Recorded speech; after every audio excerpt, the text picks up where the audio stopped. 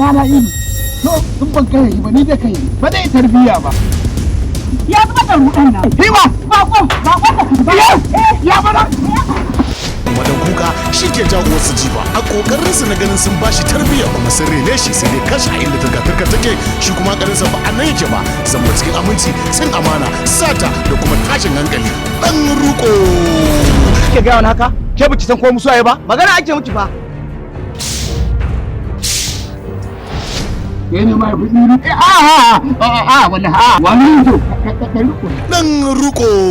to da haka ba zan yadda ba ni ma ba irin bala'in da bai sani ba duk wani abu da ni ya ba karfi na ni ina da yadda zan da shi Allah ya saka da alkhairi kai yanzu ka taba tunanin zaka zo nan kar ka bada ni garbati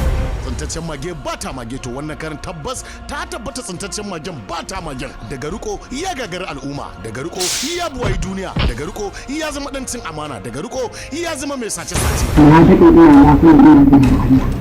Allah ya ta ranar da zan kisan kai kowa bai sani ba dubu in ta yi ba ta yi ba kuma ku kara gaba an siyan maka bada kuɗin na ga ni a tura Allah ka ga mun sabon ne ba ta san Allah shida wallahi duk farka bacci alƙur'an gobe ne ha dan ruko kace ajalina ya rabi da ajalinka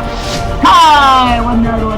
to dan haramun da kwallon ilu ya sa har gida a yi mun duka dama girma da arziki nake bi ba na ga abun ba na ƙara bane ba bai wa Allah akwai kina ne kai ya kyasa kuma shi ba zai iya magana ba shine ni zo tada da madafa kuma haka kawai sai ku tare ni akan titi ina tafiya ni tambayar da nake maka yaro ya sauka daga kan mangwaron mutane ko kuma kan gidajen mutane wajen dauke shi ne saukar kawai abin da ke damu na ce zan manta da shi ba wani abu da zai ƙara ɓata mace rai